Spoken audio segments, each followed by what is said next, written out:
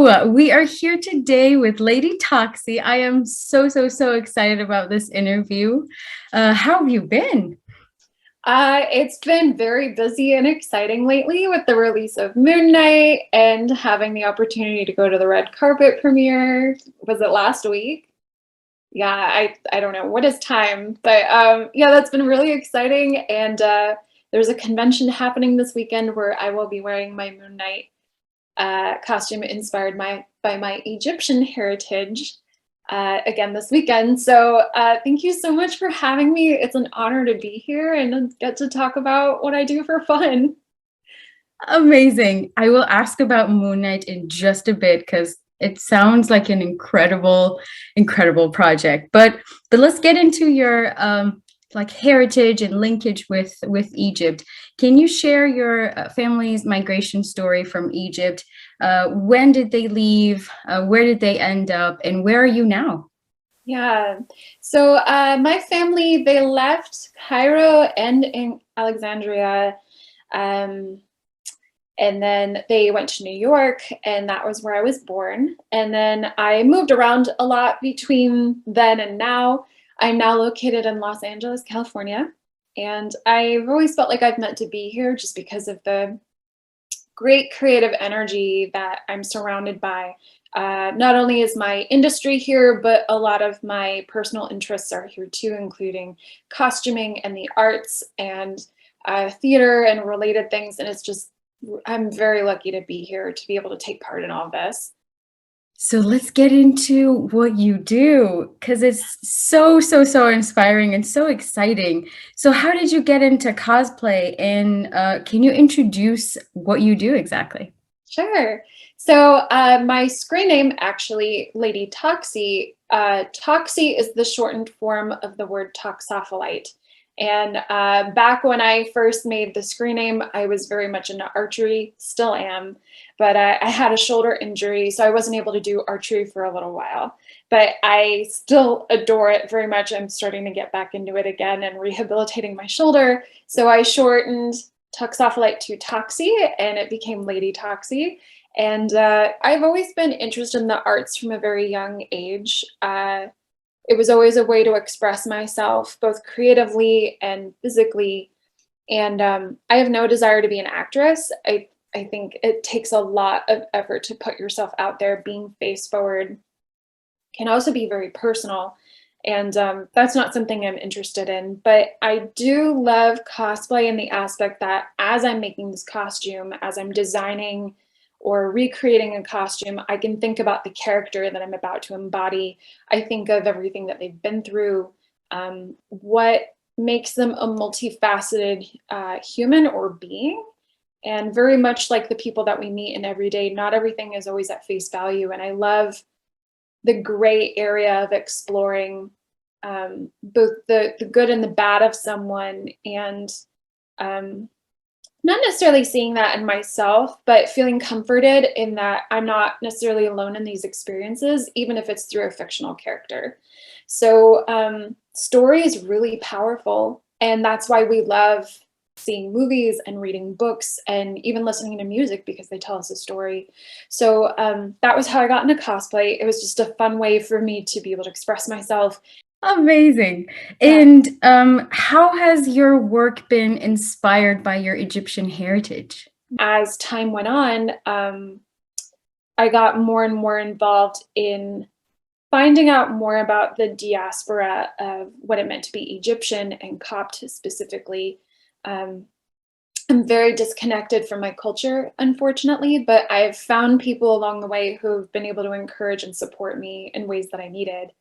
So I know that that can be rare for a lot of people, and I'm eternally grateful to those who have seen me along the way and saw me for who I am and why it is that I do what I do, and have either like helped me with my Arabic pronunciation because I never learned Arabic, helped me with finding out our traditional clothing or jewelry with the very little information that we have right now, and incorporating that into costumes. So I first did a historical heritage Coptic jasmine. And Yeah, so I created her because I saw the new Aladdin was coming out a couple years ago, and I was like, this isn't what I was hoping for. And having seen the original animated film Aladdin and having fallen in love with her character, as problematic as the movie was, it still felt really great to see somebody who is much more similar to me than somebody like Cinderella. Um, so I really connected with her character. But when they were making the new film, I had hoped for more, and it ended up being still kind of a cultural soup, but more Bollywood. So I said, well, why don't I make a Jasmine representing what I want to see? So I took elements of specifically North African traditions, so like the henna traditions that we have, the type of shoe, the babouche, instead of the more Indian, I don't know what they're called, I apologize, but there's like a specific shoe that has a similar curled front that is used for a completely other purpose in India or Southeast Asia that is not North African. I made sure to distinguish very differently between those. I have some things that I could show, but I incorporated our kirdan, which is a type of traditional necklace that's used by what we consider now to be fellahi or fellahin, which are the peasant people, but they were widespread worn in the 1800s and before. And it's very important for me to connect with those aspects of our heritage and keep them alive, and despite westernization. So that means a lot to me. And then when I finished that, I got a lot of recognition for that. And then when I heard Moon Knight was coming out, I said, well, it's literally set in Egypt. Like, I have to have a hand in this.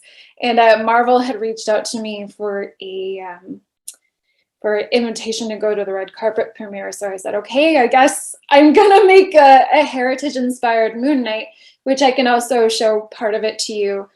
But it means a lot to be able to express myself in this way, whereas in previous years or decades, people like me probably wouldn't have been able to before, either being deeply misunderstood or not having enough resources to really put something together that wasn't a Hollywood version of what we imagine Egypt to be, and that's incredible.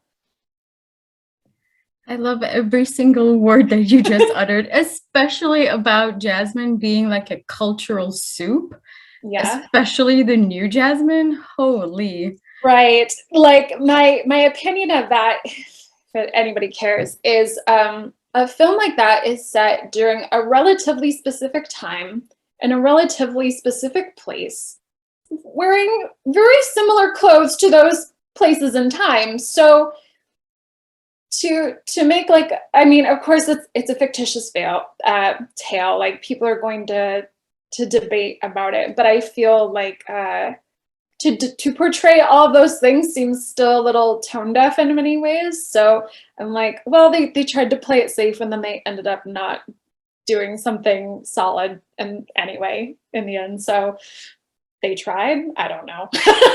But Moon Knight is a different story. So Yes, please, let's get into it. I would love to see your the props that you have for us. So as I was researching so my Jasmine costume, which I'll send you a photo, I based her costumes roughly around the 1400s to the 1600s in the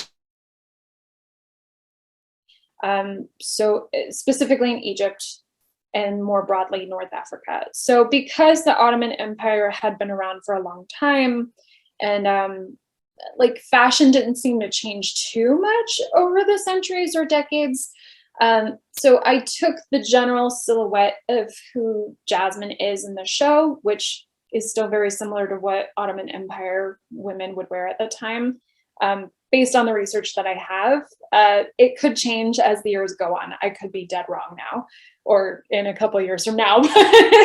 But because so little exists, we can only go based off of paintings and maybe descriptions and English written books, which isn't fantastic. So in that, I really wanted to incorporate the jewelry that still said this is Jasmine, but to be very distinctly Egyptian. So we have, this is a tourist replica because I can't afford the real one. I wish I could, but this is a vintage tourist made kirdan that is, it's based off of the original kirdan that were made for people to hold their wealth. And so because like this was something that was in the family, it would be passed down through the mothers and the generations to not only showcase their wealth, but also to, you know, be part of the marriage process as well. Again, I don't know a ton about it, but I'm still learning. And I didn't even know what this was. I just thought it was like a belly dance thing. But like as I did more research, it turns out that this is actually really significantly important to Egyptian women. And I believe Copts still wore things like this. I don't believe that they were particularly insular, that we still continue to not be insular. Culture influences itself depending on who you're around, where you live, what's happening in history at the time. So I look at this and I think to myself, yeah, this feels like something my great-great-grandmother would have worn. And even as recent as like the 20s, women would still wear this pretty often, and it's starting to die out now because of westernization. When I've been told that when modern Egyptian women see this, they sometimes think of it as ugly, and that breaks my heart because, like, to me, all I see is the resilience of our people and how, like, the gorgeous intricacy of like these filaments that are made in there, and the filigree. And there's several, I guess I'll call them jewelry anthropologists that I've run into. One of them is named Roba Korshid, and she's on Instagram, and she's definitely helped me find the language and understand the history better of what this is, as well as there's another woman who does Egyptian jewelry, but she's definitely more high-end. But she talks about this in one of her books. I wish I could remember her name right now. I'm sorry, but I could link it to you. So with this being in mind, it reminds me of the crescent moons. And even though I wore this with Jasmine, I said to myself, well, because they're very similar to crescent moons, I believe I can incorporate this into Moon Knight. So, because he has moon iconography everywhere. So not only did I, like a lot of his pieces are wrapped. So I wrapped this in foam, and I wrapped the foam with this ripped up silk that I found. This is all recycled material, by the way. And so it kind of resembles like a mummy kind of thing. This would go on my waist. So kind of similar to how you see ancient Egyptian paintings. This is like the back layer, and this is the front layer to kind of give it some extra depth. And then there's like the skirt or the, forgot what it's called. I'm sorry. I'm talking a million miles a minute, but the cloth that would go around the waist, that's pleated. And so this would go over it in between the legs to kind of give it a more royal look. But then I added, this is the chest piece that I made. And so I wanted it to look like the kirdan, not only with the shape, but also with this part. And I was thinking of adding more coins, but I didn't want to jingle too much in the both in the theater and on the red carpet, but I might add more now. But in the show also, Moon Knight, he gets his weapons from his chest. So this pops off with magnets, and I can pose with it. I can do things with it. This is all foam, and it's spray painted, and I painted it, and it just goes back like that. So it's pretty fun, and it all attaches here, and I love that it looks like the collar of our pharaonic ancestors as well, and I think that's really important, especially because Moon Knight does have a lot to do with ancient Egyptian mythology and the gods of our ancestors. So it means a lot to be able to make this and have it appreciated. Thank you. Absolutely gorgeous. I love the research. Like, you diligently research and like intentionally include pieces of your heritage in it. Which brings me, and as you said, you have been following and you've been in conversation with people who work on like historical jewelry and stuff. Can you talk about your chosen family? Like, who is your main, like, who are your main supporters? How did you create this community for yourself in the diaspora? Sure. Well, I've been very lucky that I live in Los Angeles, where there are so many people from all over, and I live in a very large Armenian community. So uh, I love having access to like the stores and the shops. And while again we're not the same, there's still a cultural understanding that happens there. So it feels really good to, even though I'm not in Egypt and I'm not necessarily in deep community with an Egyptian community specifically, I still feel somewhat connected. I have a few friends that are connected with Swana LA and a Coptic research group online. We're a group of Copts that just, especially during the pandemic, we used to talk at least once a month or once every couple of weeks. And I learned quite a bit from them, even within that short span of time that we were talking. And I love them very much. I know they're all very busy, but it was so healing for me as someone who considers themselves only Coptic by heritage now. It was wonderful and deeply special. And I wish I could spend more time with them, but we're all scattered. And then my husband has been very encouraging and wonderful with me. He doesn't always understand, but he does his best to. My in-laws as well, the friends that I've made both online and in person along the way.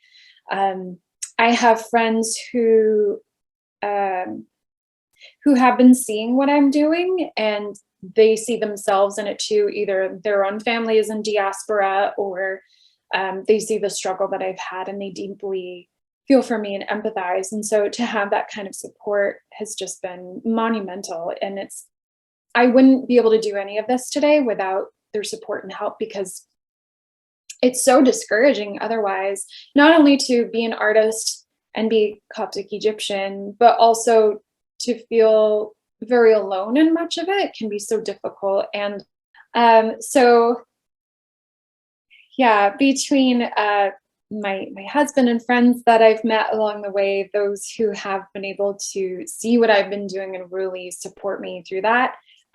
Creativity and encouragement doesn't necessarily happen in a vacuum. And so the fact that I don't feel like I'm alone, that I truly am seen for what I'm trying to do and how important it is to me has been monumental. And also shout out to my small army of therapists, because it's definitely been needed. With you there 100%. Yeah. And going off of community, can you share with us how your cosplay, your art has been received by the Egyptian immigrant community? Yeah, I think at first, and even still, I'm largely met with confusion. People don't actually know what it is that I'm doing. I think some maybe even think like, "Oh, I don't understand, like, what's the point kind of thing." And that was kind of what I've always experienced for the most part. But it's been amazing over the last couple years to see a growing interest in the arts, specifically women in creative fields, to be able to move forward and be recognized for the hard work that they've been doing, because it's very difficult to be a woman and be Egyptian and Copt and put yourself out there like this, to be able to express yourself. So I'm finding more and more people reaching out to me and saying, "Oh my gosh, I love what you're doing. I just love seeing Copts living their best lives and being able to have these opportunities, and it means so much. I can't wait to see what else you'll be doing in the future." And that means a ton to me, because again, like even 5 years ago, it was just crickets everywhere. Nobody understood.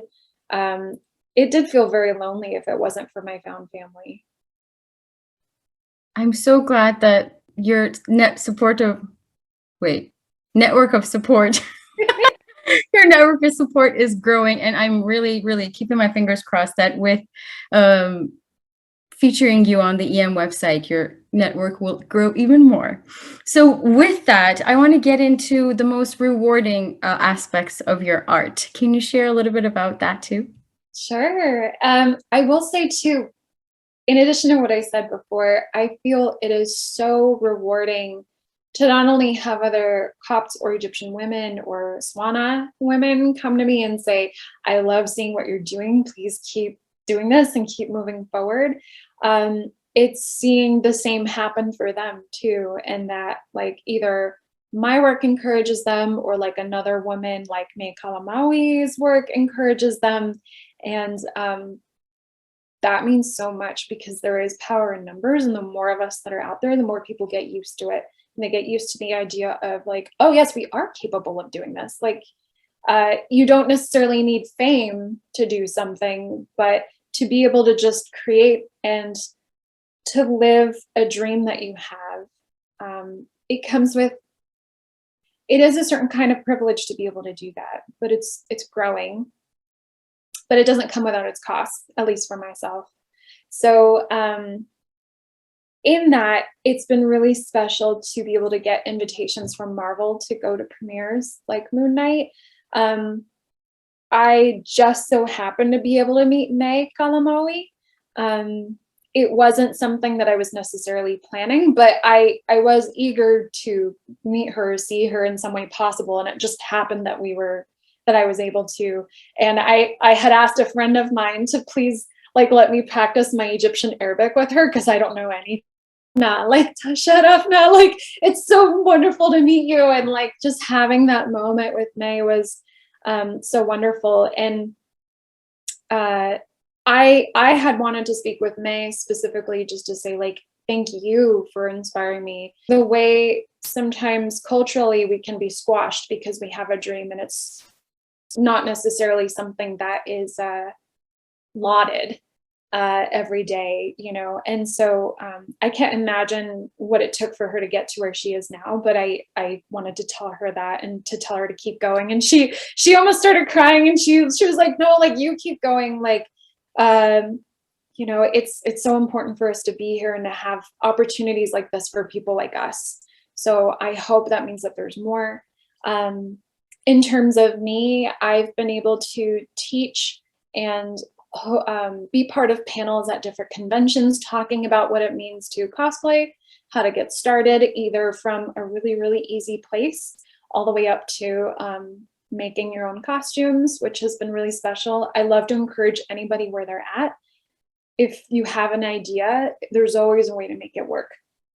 It may not necessarily be like the most big, ambitious thing that you could do, but we all start somewhere. And I love to be able to see people grow through that. So encouraging people in that, and then also getting to do cosplay charity work. I visit kids in hospitals when it's not pandemic times. And I love being able to give the kids a mental vacation from the hard moments that they have and give them something to look forward to, give them something to think about when they go through hard times as pediatric patients. And that's something that's really special too. And I'm grateful I even have the time to do that, that I even have the energy to do that. So that's wonderful too. That is absolutely beautiful and really inspiring. I have two more questions. One of them is about the challenges, and another one is your advice for people who want to share a similar path. You did mention a little bit about how you mentor other artists as well. So how about we go for the mentorship and then go for the challenges? Sure. Yeah, sounds good. As long as we sandwich it with something cool at the end. Maybe I can show off my Jasmine at the end. Sure. Yeah. So let's see. So advice for someone who wants to start doing something like this. There are a huge group of people called Disney bounders, And basically what they do is they find items in their closet or they go out and buy things. But if you can't, that's okay too. There's also thrifting. And you choose a character and you think, what do I have in my closet that resembles this character? Or what do I have in my closet already that looks like a character that I enjoy? And so people put together closet outfits and they wear it to Disneyland because you're not allowed to wear like a full-on costume to Disneyland. So it's kind of like cosplay light. I've done that for a long time, even before it had a term, Disney bounding, which was kind of more or less because I really like subtly nerdy things. I don't necessarily in my everyday life like to be like, this entire dress is a print of the Marvel logo, because I mean, if people like that, that's totally fine, but it's not for me. So finding things like, do I have khaki pants? Do I have a white shirt? Okay, cool. Yeah, I could do like a low-key look from the Uncharted video game series, or something more common like, let's say Jasmine, like, oh yeah, I have turquoise pants and I have a turquoise shirt. Like I can like tuck it in, or I can do something else with it and like wear something gold around my head. Like that's more or less a Jasmine look. And that's always a great place to start. See how you get creative with things that you have already. And then it goes up from there. So there's so many YouTube tutorials now. It's amazing. Some are better than others, but like if you want to make armor, there's foam smithing. If you want to learn how to sew, there's some great resources on even how to make boot covers with shoes you already have. You just sew the fabric over the shoe and you attach it in various ways. It's really incredible. Or if you are looking to replicate a embroidery pattern, I can't embroider because my hands hurt a lot. So I use puffy paint to use the base, and then I embroider over on top of it just to give it the look that the whole thing's been embroidered. And that's a great smart. hack. Yeah. So smart. It's all about working smarter and not harder. So like, and also if people from 10 feet away are gonna not see your mistakes, like that's fine. It doesn't matter. You don't have to be perfect. Nobody is. And then just keep going from there. You never know what could happen. So look at YouTube tutorials. I try to share a lot of my resources of where I make things or tips that I got from on my Instagram page, especially in my stories. I try to make build highlights. There's a thing on Instagram called highlights, and it's where the stories can stay. And so like I have it for specific characters. So I have one for Jasmine, I have one for Commander Shepard, I have one for Moon Knight as well. And I kind of more or less show snippets of how I made something along the way. And I'm always happy to answer questions. I can't always answer things like, what kind of paints did you mix? Because that's a very like, I don't know, I just had these 3 colors and I mixed them together. Like you kind of have to eyeball it, but I'm happy to help out where I can. That's really incredible. I love the like fun creativity and resourcefulness that goes along with the art. But how about some of the challenges that you faced along the way? Yeah. Money and time is definitely a thing for a lot of people. I'm very fortunate that I have a day job that I'm able to both pay bills, feed myself, and to be able to oftentimes buy cosplays or even spend a lot of resources on making something. And not everybody has that. So look into creative reuse stores. They are places where people donate fabric or craft materials and supplies that aren't being used anymore, and they usually sell them for very affordable. So the one that I go to here in town has like bolts and bolts of fabric donated by all kinds of places, $3 a yard for this fabric. You can't find, you really can't find anything cheaper than that. And not only is that wonderful, but then those proceeds go back to the community to help kids in the area with art classes or STEM programs, and it's just fantastic. They're my favorite place. There's also things like Mercari and Poshmark. Sometimes you can find costumes secondhand or used. My other favorite thing Granted, Facebook is not fantastic, but the great thing about having that resource is the cosplay groups where people will get together. So like, let's say the Scarlet Witch cosplay community. I'm actually a moderator there, and there's a lot of people who are selling pieces or wigs or things, and they're like, hey, or somebody else will ask, hey, I'm looking for this part of this costume. Does anybody know where I can find it, or how I can make it? And people are usually really ready and willing to help out. A great other community for that is called the She Prop costume community. And that's for females or femme presenting people to go and ask for help on things, because generally the prop community is very male dominated and can be difficult for a lot of people to enter into. So I'm grateful for their insight and resources. And I've had a lot of sewing questions that I've had answered there, and it's super helpful. What's another thing? There's just oh yeah, but challenges also would be having the opportunity to go places and do things and meeting people. So I mean, there's conventions, there's meetups. If there isn't something near you, you might want to consider setting something up and getting in touch with people that might be able to help spread the word. What else? I have had some people turn their nose up at me because I do things like cosplay, and that's fine. I do my best to not let it get to me. I personally feel like anybody who looks down on someone for doing what I do as a hobby, you know, we all have fun in different ways, and this is my way of having fun and connecting with my community. So if this is your way of having fun and connecting with the community, or if you're interested in doing that, there's nothing wrong with it. You can dip your toe in or jump in as quickly as you want to. There is no pressure. Conventions can get overwhelming and busy because there's a lot of people. So for me, as someone who can get overwhelmed in large crowds, that can be a challenge, but I try to just like drink water and eat. And so that's something to keep an eye on if you decide to start doing things like this.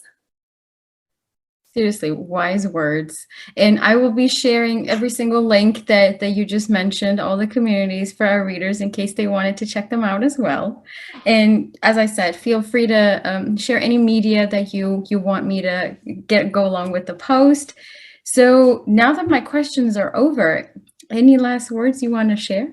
Yeah, actually, there's two things. I meant to mention another big challenge that I've had before is specifically in historical costuming communities where people say that they do research like, oh, we're doing like Greek ancient costumes, and then it starts going into the ancient Egyptian side of things, and usually it's not Copts or Egyptians who are doing it. And I've had a lot of rambunctious conversations with people about how, like, actually, you know, this probably isn't a good idea because it's a very deep misrepresentation of who Egyptians are and were. People talk about Egyptians as though they're past tense. They talk about our ancestors as though like we're just some magical beings that just magically disappeared one day, and here we are, just Egyptians sitting here having a chat.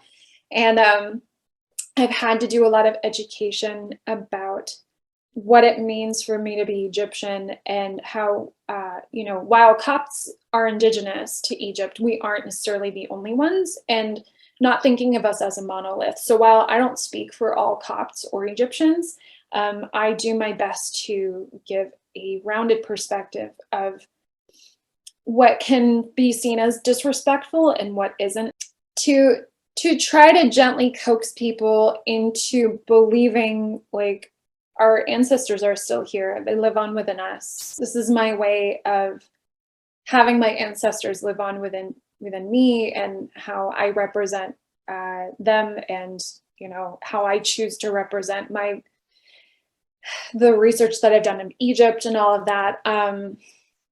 that can be a huge challenge, and people might experience that, especially along the way. I have been told by other Egyptians, like, oh, just let them celebrate our culture however they want.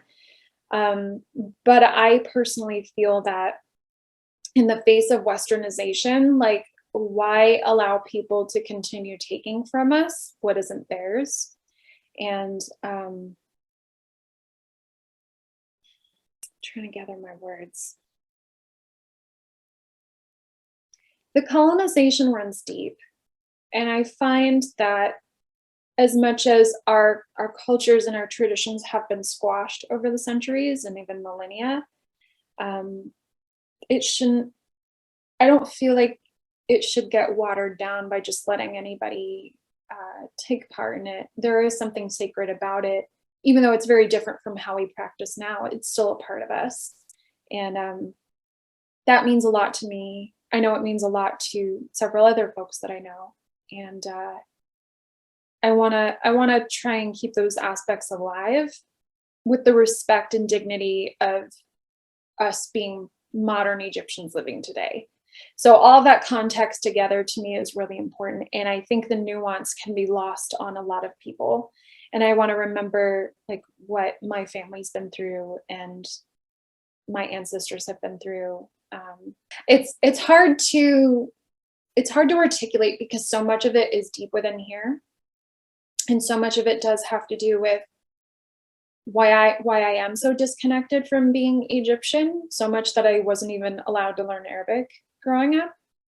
And I want to get back to a place of pride for us, that it isn't considered dirty or looking poor or like a peasant, you know? And while it might be, those two things can still coexist together. And I really believe that the duality of being modern and being Coptic and indigenous Egyptian can exist at the same time. Yeah, and then I can show you more about my Jasmine if that's okay. I would love that. Please, please do. Okay, sorry, I know it got really deep, really dark there. It was absolutely touching and wonderful, and I learned so much through our conversation. My respect for your art has been like raw. Thank you so much. Because it looks absolutely like well-rounded. You're doing activism. You're learning and teaching new skills. It's lots of words. Thank you so much. Yeah, and it's been hard to figure out the words to articulate all of this, even just to say, like, I hope that there's more opportunities for people like me and like us to be able to have not just positive representation, but accurate representation that isn't orientalized, you know. And I know that that's also a buzzword, but to put it in simpler terms, you know, not to be considered a terrorist or a bad guy or an exotic belly dancer or someone who is a priestess of Isis or someone who is exotic to look at, or you know, oh, how cool, like, I've always loved Egypt since I was little. Yeah, you and 5 billion other people. Like, okay, like, let's move on. So yeah, it's important to have an accurate representation, and I'm glad media seems to be going in that direction. People are getting more brave in nuanced representations, so that's encouraging. Yeah, but here's Jasmine. So to make her more North African leaning and specifically Copt, I had researched tapestries from about, well, probably a little earlier than that, the era that I made Jasmine. So because I made Jasmine roughly like the 1400s to the 1600s, I personally feel like Coptic imagery probably didn't change that much from maybe like the 400s and the 1200s onwards. So there was a border in one of the tapestries that I saw, and so it looked similar to this. And of course, on the tapestries it's woven, but I can't weave, or it would take a long time. So I chose block printing instead, because that was the next best thing that I could do. So I carved this out of a a rubber block and I printed it all over for the sleeves. I chose colors that I felt both represented Jasmine as the character and the look and the vibe that I was going for. Like I know turquoise probably wasn't super popular back then, but I know greens and golds definitely were. They were natural fiber dyes that existed, and I just think they're beautiful. So I tried to do more with that. I did, there was another Coptic motif that I saw, which was these, I think they're lotus buds. I'm not actually sure, but similar thing. This was also a motif that I saw throughout a Coptic tapestry, specifically the one of the woman looking in a mirror. And this was along the edge of her tapestry, and I can link that image to you too. But I loved being able to carve this out in block print it and doing the different, the alternating sides of this and having it along the edge of my my shift was really cool. So there was that. And then because culture isn't insular necessarily, it's kind of more or less Ottoman era. So this pattern I also carved and block printed on here onto 100% linen. These are the pants that I made, and it's pomegranates and the very ancestral. And so I alternated the pomegranate motif that I saw and another tapestry from, I think this one's more from the 1600s, and I think it's from a Persian tapestry that I saw. So I incorporated that into this. I wanted something big and bold that said, I'm having goosebumps all over. thank you. Your art is so beautiful, and you spend so much time and so, I don't know, it's just so precise. Oh gosh, I'm blown away. Thank you so much. It really means a lot to hear that. And then of course, you know, the bodice is more or less like, you know, more Jasmine leaning for sure. This is a faux closure. It doesn't close here because I was like, that's going to be a pain. So what I did was there was a common closure technique in the 1600s all over the world of lacing up using little metal circles. I forgot what they're called. I'm sorry. Like basically hoops. And so it just laces up the side with this, and then I tuck it in, and this is 100% silk, which was really fun. And I don't know if velvet existed then, but I thought it was a fun touch, and I just really love velvet. So plus it looks very royal. And then over my head, I used fair trade a suit fabric that I thought would be perfect because women in the time still covered their heads. And so I love the gold. I love that this is a traditional handicraft that's still alive today from Egypt. And I know not all Egyptians necessarily wear this. It's also called tulbiteli. And it's really special. And I think it's interesting that this fabric almost died off because it was getting too expensive to make, and not many people were interested in it anymore because it was a traditional handicraft. But then when I think it was the British in the mid 1800s, they were doing like a World's Fair or something, and they wanted something from Egypt, and they wanted people to recreate these specifically for the World's Fair. So a suit, which is where the new name for this comes from, said, we'll make this. And so that's why they've been known for making a suit for so long. But it used to be from all over Egypt, according to what I've read. I could be wrong. I may have read that incorrectly. I am not a scholar, but I try. And so it's interesting that something like the World's Fair and English and Western interest is what kept this alive.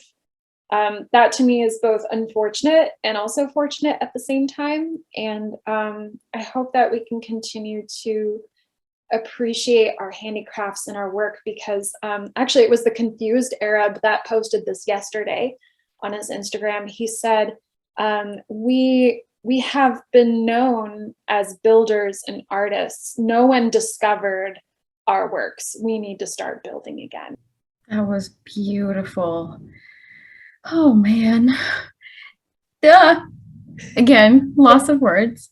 But Yeah. you mentioned that you feel disconnected with your heritage, but honestly, I feel like you are more connected to it than a lot of people that I know. Shukran habibti. That means a lot. It's taken so much to get here. A lot of tears, a lot of tears, and searching and finding lots of wrong answers, and then finding the right ones. So I will be watching Moon Knight and keeping you in my thoughts while doing that. So any new like tidbits about Moon Knight that you want to share with us?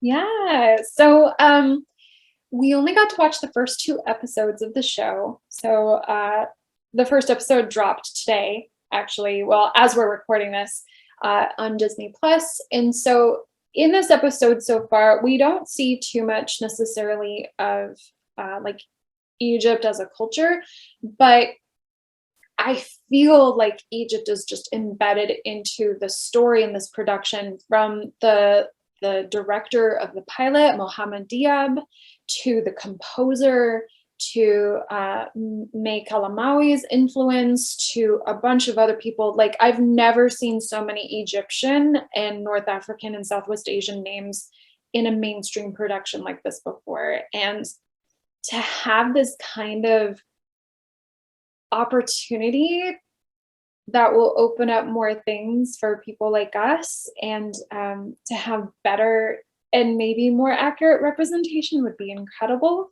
Um, I liked the second episode. That's all I'm going to say. I have a feeling. I have a feeling about certain characters and certain things, but that's in the future, and I don't know if that will happen. But every Marvel fan has their own theories and things. But one thing that I was able to do at the premiere was talk to some of the cultural advisors, and they had said that they watched the whole series and that they were actually really pleased with how it turned out. So that bodes really well to me. It also bodes really well to me that Mohamed Diab, the director, had said, the portrayal of Egypt and Middle Eastern folks in media has historically been pretty terrible. Like, either we're naked, or we're over the top, or we're terrorists, or we're bad people, or not portrayed in a good light. And he said the word. He said it was Orientalism, and that's what it's called. And we actually do. We deserve having a more nuanced conversation around who we are as a people and being involved in it, not just being used as props, not our land just being used as a backdrop to tell a story for somebody else. This is us. Like, this is our land, this is our home. And so I have a really good feeling about it. And even though I'm still cautiously optimistic, take with that what you will. Again, I don't speak for everyone, but that's how I personally feel. I'm so glad that finally our representation is going along the right direction. So I'm also going to be cautiously optimistic. Right? Yeah, it's taken a long time. So with that, I really, really want to thank you for giving us this time and showing us your art. I cannot wait for our readers to watch this video, and hopefully they will appreciate it as much as I did. Thank you. Yeah, I hope so too. And if anything, I just hope it's encouraging for the people who want to be creative to express themselves to do so. And if you need that encouragement or support, please reach out to me. Let me know who you are and what your interests are, and I'll do my best, or I can connect you with other people who can. Again, I wouldn't be here without the people that I found along the way, so I'm happy to pass that on.